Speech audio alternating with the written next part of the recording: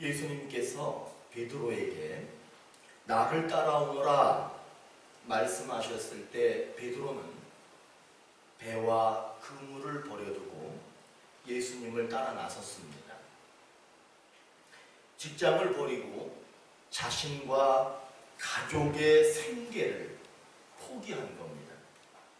베드로가 이처럼 예수님을 따라 나설 수 있었던 것은 그 이유가 무엇이냐라고 묻는다면 그것은 믿음 때문에 가능한 일이었습니다. 그 믿음을 가지고 베드로는 3년이 넘는 시간 동안 예수님과 하나님의 나라를 전파했고 많은 병자와 귀신을 쫓아냈습니다.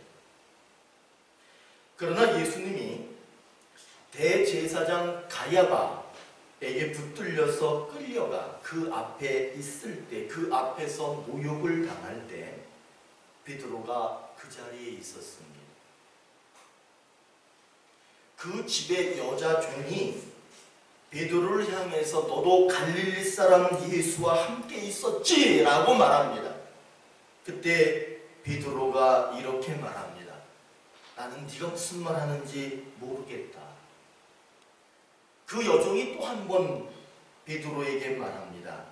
이 사람은 나사렛 사람 예수와 함께 있었다. 베드로가 또 얘기합니다. 맹세하는데 나는 저 사람을 모른다. 세 번째 그 여종이 얘기합니다. 너는 분명히 예수 당이 맞다. 네가 말하는 말투를 보니까 분명히 예수와 함께 있던 사람이 맞다. 그때 베드로가 얘기합니다. 철저하게 부인하면서 내가 맹세하는데 나는 저 사람을 알지 못한다. 이렇게 얘기를 합니다.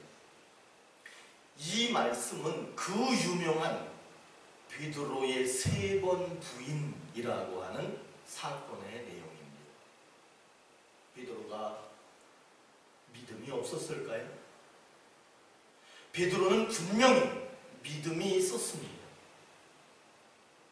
믿음이 있는데 예수님을 아느냐고 3번이나 물어봤을 때 베드로는 3번이나 예수를 모른다라고 얘기합니다.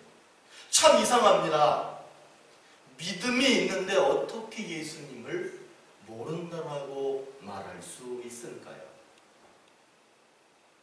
어떤 사람들은 믿음이 없었어. 믿음이 없기 때문에 그렇게 부인한 거야. 아니요. 믿음이 있었습니다. 그러나 베드로는 부인했습니다. 그 이유가 무엇이냐 하면 믿음의 단계가 있습니다. 그런데 그 믿음의 다음 단계로 가지 못했기 때문에 베드로가 부인한 거예요. 믿음의 다음 단계를 성경에서는 이렇게 말합니다. 거듭남이라고 말합니다. 베드로는 믿음은 있었지만 거듭남의 단계에 이르지 못했기 때문에 예수님을 부인한 겁니다. 그렇기 때문에 베드로는 3번이나 예수님을 부인하면서 자기가 왜 그랬을까? 자기의 가슴을 칩니다. 분명히 내가 믿음은 있는데 내가 왜 그 예수님을 부인했을까? 나중에 베드로는 그것을 알게 됩니다. 자기가 거듭나지 못했기 때문에 그랬다는 것을 나중에 알게 됩니다. 그리고 얼마 지나지 않아서 베드로가 거듭났습니다. 거듭난 후에 베드로가 하늘나라의 복음을 전할 때 붙잡혔어. 그리고 하나님 나라를 전한다는 이유 때문에 사형 선고를 받았습니다.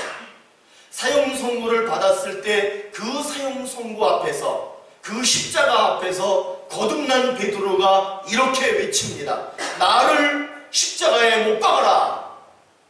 나를 십자가에 거꾸로 못 박아라.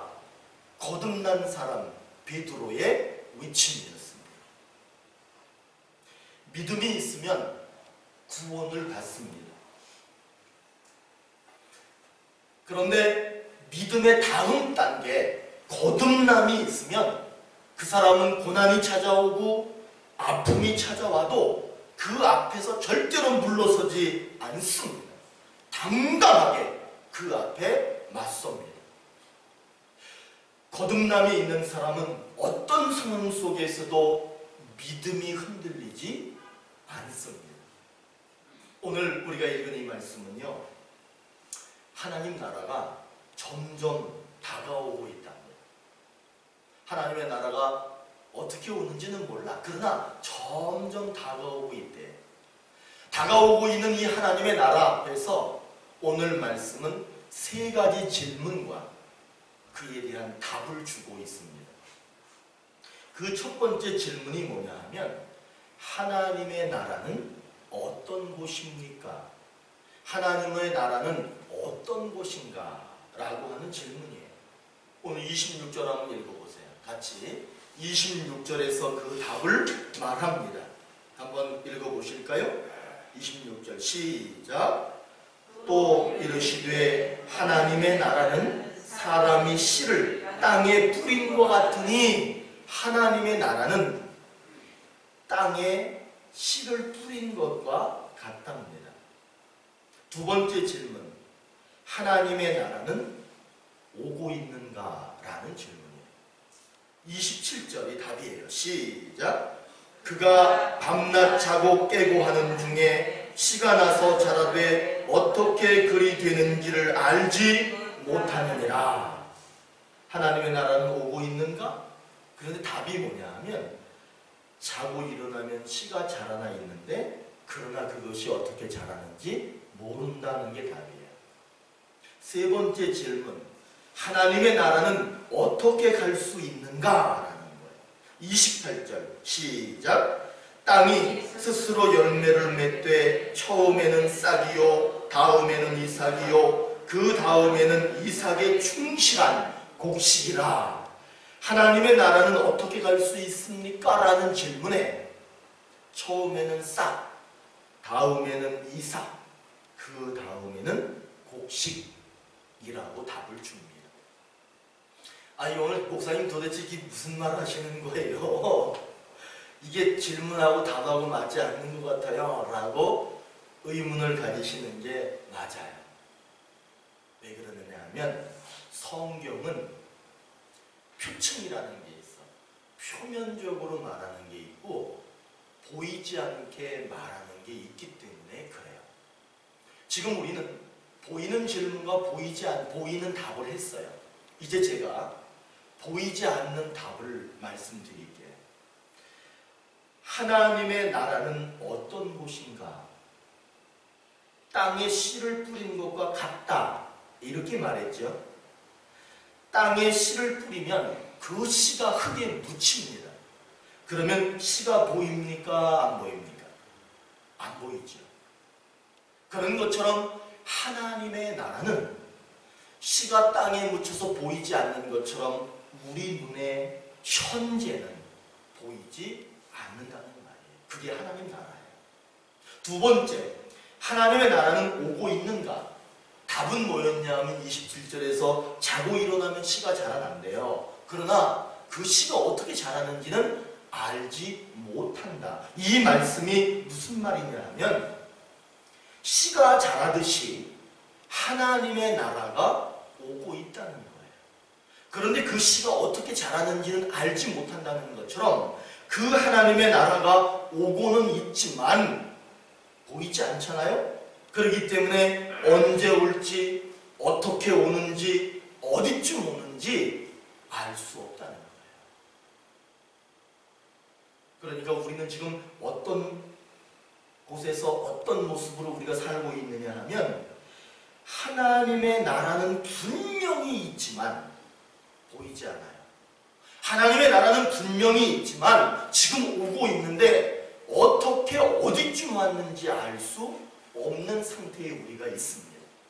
이제 중요한 것은 뭐냐 하면, 그러면 우리는 하나님 나라에 어떻게 갈 수 있습니까? 라는 질문이에요. 우리가 하나님 나라 가야 되잖아요. 어떻게 갈 수 있습니까? 뭐라고 얘기했어요? 처음에는 싹, 다음에는 이삭, 그 다음에는 충실한 곡식, 이렇게 얘기합니다. 이 말을 제가 좀 더 편하게 얘기해서 풀어서 얘기하면, 이 말은 이 땅에 사는 동안 자신의 믿음을 처음에는 싹을 피워야 된다는 거예요. 그 다음에는 이삭이 되어야 된다는 거예요. 그 다음에는 충실한 곡식이 되어야 된다, 이런 말씀입니다. 이런 믿음이 다가오는 하나님 나라를 향해서 가고 있는 성도의 모습이라고 말하고 있는 거예요. 마가복음 1장 15절에 이르시되 때가 찼고 하나님의 나라가 가까이 왔으니 회개하고 복음을 믿으라 하시더라. 그래. 오늘 이 말씀을 보니까 회개하고 복음을 믿고 있는 것, 그러면은 그것이 다 완성된 것처럼 얘기하지만 그 말이 아니에요. 지금 회개했고 믿음을 가졌다, 그러면 그 사람은 이제 막 싹을 피운 단계에 있다는 걸 얘기하는 겁니다. 이제 막 싹을 피우는 거예요. 하나님의 나라가 오고 있습니다. 하나님의 나라에 가는 것은, 그 오고 있는 하나님 나라를 향해서 가는 거는요, 완행버스 같은 거예요. 예전에는 거의 완행버스야. 가다가 멈추고 가다가 멈추고 가다가 멈추고. 완행버스의 반대는 직행버스예요. 천국이 우리에게 오는 것은 직행버스처럼 오지 않아요. 우리가 천국을 향해 가는데 직행버스처럼 가는 게 아니에요. 하나님의 나라가 우리에게 올 때는 거치고 거치고 거쳐서 옵니다. 우리가 하나님 나라에 가는 것은 거치고 거치고 거치고 가는 거예요. 한 발 한 발 사다리를 타고 올라가는 것처럼 그렇게 하나님 나라에 가는 겁니다. 현재 우리의 신앙의 모습이 지금 이제 막 피어난 싹이냐, 아니면 이삭이냐, 아니면 충실한 곡식이냐, 여기에 관심을 가지셔야 됩니다. 그리고 혹시나 내가 가라지는 않느냐, 여기에 관심을 가져야 합니다. 오늘 말씀은 하나님 나라가 점점 다가오고 있다는 것을 말해주는 내용입니다. 하나님의 나라가 점점 다가오고 있는 이 시간 속에서 우리는 구원의 단계, 나의 신앙이 점점 발전해가는 그 구원의 단계를 향해서 올라가지 않는다면 정신 차려서 구원의 단계를 향해서 올라가야 되겠구나라고 하는 마음을 가져야 됩니다. 만약에 내가 그냥 믿음, 그것이 그냥 싹밖에 되질 않는데 그것만 가지고도 만족하고 있다면 안 된다는 거예요. 하나님의 나라는 보이지 않습니다. 하나님의 나라가 오기는 오고 있는데 그 나라가 어디쯤 어떻게 왔는지 우리는 몰라요. 그런 하나님 나라에 들어가려면 우리는 싹이 되어야 합니다. 새싹이 되어야 해요. 그리고 새싹이 된 사람은 이삭이 되어야 돼요. 이삭이 된 사람은 충실한 곡식이 되어야 합니다. 그러나 만일에 하나님의 나라가 보이지 않는다고 해서 나는 믿음이 있으니까 그냥 싹을 가지고 있으니까 그것으로 만족하고 있다면 하나님 나라에 들어가기에는 부족한 사람이다라고 오늘 성경은 말씀하고 있는 거예요. 야곱이 부엘세바에서 출발해가지고 하란이라고 하는 곳을 향해서 가고 있었어요. 걸어갔어요. 해가 집니다. 잠을 자기 위해서 돌멩이 하나를 놓고 베개 삼아서 누워서 잠이 들었습니다. 잠을 자는데 꿈을 꿔요. 사닥다리가 눈앞에 보이는 거야. 그래서 사닥다리를 보니까 땅에서부터 어디까지 올라가 있나 하늘을 쳐다보니까 하늘 끝에까지 사닥다리가 다 있었어요. 그리고 다시 자세히 보니까 하나님의 일을 맡은 천사들이 그 사닥다리를 타고 내려갔다가 올라갔다가 내려갔다 올라갔다 그러더라는 거예요. 우리가 생각할 때는 슈퍼맨처럼 이 천사들이 휙휙 날아다닐 것 같잖아요. 근데 야곱이 보니까 사닥다리를 놓고 거기로 올라갔다 내려갔다 이렇게 하면서 하나님의 일을 하더라는 거예요. 그리고 나서 그 사닥다리 꼭대기를 보니까 거기에 하나님이 계신 거예요. 그러면서 하나님께서 야곱을 향해서 말씀하시기를 이런 말씀을 하세요. 내 자손이 살아갈 내가 땅을 주겠다. 내 자손이 민족을 이룰 것이고 내 자손을 통해서 이 세상의 모든 민족이 복을 받게 될 것이다. 땅과 민족과 네 자식들이 이 세상을 복된 세상으로 만들 것이라고 하는 그 축복을, 그 약속을 받았습니다. 야곱이 잠에서 깼어요. 그리고 나서는 자기가 꾼 꿈을 한번 되새겨봐서 다시 한번 생각을 해봤더니 하늘과 땅이 무엇으로 연결되어져 있었어요? 사닥다리로 연결되어져 있구나. 사닥다리가 어떻게 생겼는지 아시죠? 두 나무가 이렇게 있어, 두 기둥이 이렇게 있으면 거기에 이 세로가 있으면 가로로 많은 나무들이 있어서 그걸 밟고 올라가는 게 사닥다리예요. 아, 하늘과 땅은 사닥다리로 연결되어져 있구나. 하나님의 이 아름답고 복된 약속이 이 사닥다리를 타고 이 사닥다리를 통해서 내려오는구나 라고 하는 것을 야곱이 깨닫습니다. 엘리베이터를 타시면은요, 멈추지 않고 단번에 올라갈 수 있습니다.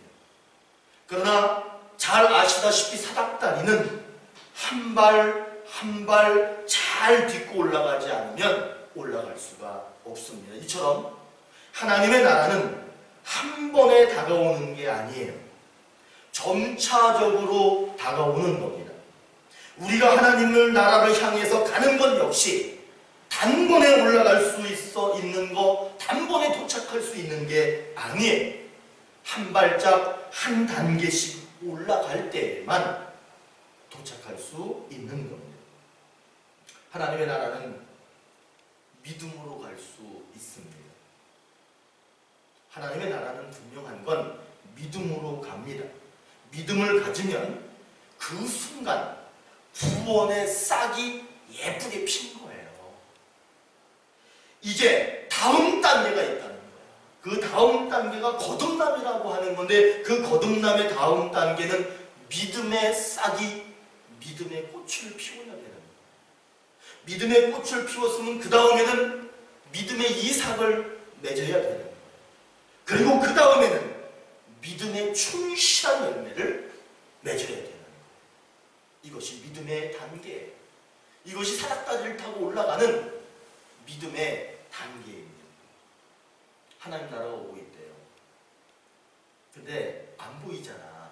근데 오늘 성경에서 분명히 얘기 안 보이는데 그래서 어디쯤 어디까지 왔는지 알 수 없대. 그렇기 때문에 하나님 나라가 오십시오, 하나님 나라 빨리 오십시오 이렇게 말하는 사람들이 있지만 현명한 사람은 하나님의 나라가 빨리 오라고 어디쯤 왔는지 알 수 없기 때문에 내 믿음이 지금 새싹 같은 믿음이냐, 이삭 같은 믿음이냐, 충실한 곡식 같은 믿음이냐, 그거를 봐야 되는 거예요. 오늘 말씀 28절에 보면은요, 이 말이 매우 중요합니다. 땅이 스스로 열매를 맺되, 땅이 스스로 열매를 맺되, 땅은 하늘이 아니에요. 스스로 열매를 맺어야 한다라고 하는 것은 우리를 얘기하는 거예요. 우리에게 믿음을 주셨죠? 그러면 우리가 싹을 피우는 거예요. 우리 안에서 싹이 피는 거예요.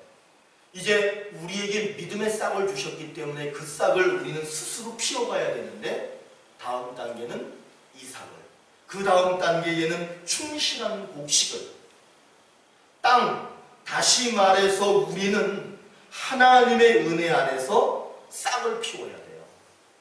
그리고 이삭을 맺고 충실한 곡식이 되어서 하나님 나라를 향해서 한 계단 한 계단 올라가는 것을 말씀은 우리에게 가르쳐주고 있는 거예요. 우리 할머니가 직장에 다니셨어요. 아주 오래전이죠. 그 직장은 뭐냐 하면 농사를 돕는 일이야. 그 마을에 보면 농사를 막 짓는 분들이 있는데 그 계절에 그거를 빨리 처리해야 될 때 마을 사람들이 우르르 몰려가가지고 거기에서 같이 일을 도와요.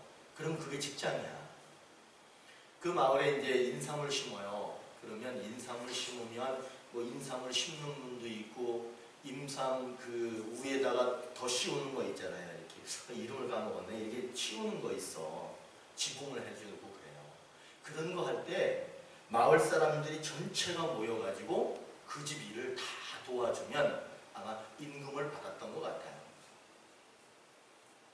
농작물을 수확할 때도 역시 그렇게 마을 사람들이 일손이 돼서 돕고 그런 걸 제가 어릴 적에 보고 자랐습니다. 제가 초등학교 들어가기 전이었는데 해가 지면은 우리 할머니가 오실 때가 됐다 그걸 알았어. 그래서 해가 지려고 그러면 이제 할머니가 오시는 길을 향해서 제가 마중을 나갔어요. 마중을 나가서 가다 보면은 지금도 기억이 나는 게 붉은 태양이 산 너머로 쫙 기울어져 갑니다. 얼마나 멋있는지 그 기울어져 가는 해를 바라보면서 그 길을 터벅터벅 걷다 보면은 저 멀리서 우리 할머니가 그 길 위를 막 걸어오고 계셔요. 그럼 제가 그 어릴 때 막 달려가가지고 할머니 하고 할머니한테 가면 우리 할머니가 그 들고 다니는 그 백이 있어, 가방. 거기를 다 열어서 우유하고 빵을 꺼내가지고 저한테 이렇게 주시는 거야. 손자니까 좀 먹으라고. 마중 나왔으니까 기특하니까 그걸 먹으라고 그렇게 주셨어요. 가끔 그때 할머니가 주셨던 그 우유하고 빵, 그 맛이 지금도 느껴집니다. 할머니가 일을 마치고 그걸 길 위를 걸어오시고 저는 할머니를 마중 나가서 길 위에서 만났을 때 참 반가웠어요. 하나님이 지금 하늘에서 하나님의 나라를 우리에게 보내주고 계십니다. 지금 하나님의 나라가 오고 있어. 우리는 그분을 마중 나가야 돼요. 그리고 중간에서 만나면 그 하나님의 나라는 우리에게 영원한 생명을 줍니다. 우리는 그 길 위에서 영원한 생명을 받을 수 있습니다.